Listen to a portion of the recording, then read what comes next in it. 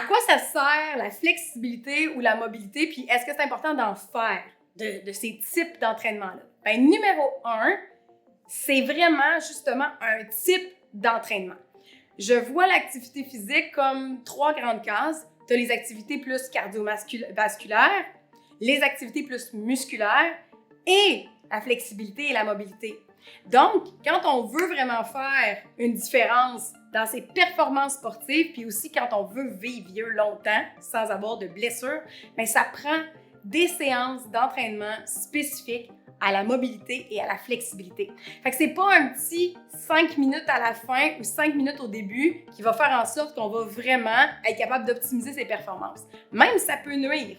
Je vous donne un exemple. Si vous avez décidé de vous étirer au début en échauffement, tu sais, on voyait ça dans les années 80, là, les gens qui s'étirent là, avant de faire un entraînement. En fait, pour qu'un étirement il soit valable, il faut que je reste statique pendant 30 secondes. Fait que, admettons que je m'en vais faire du vélo.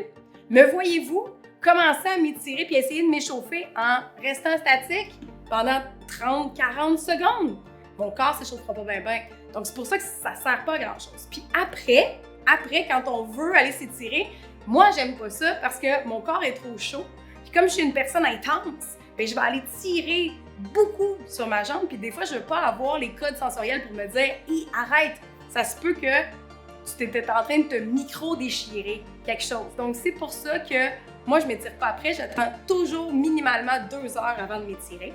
Puis, je dédie une séance. Puis, quand j'ai une séance, là, c'est environ entre 5 et 15 minutes à vraiment travailler ma flexibilité. Puis, je le fais 2-3 fois par semaine.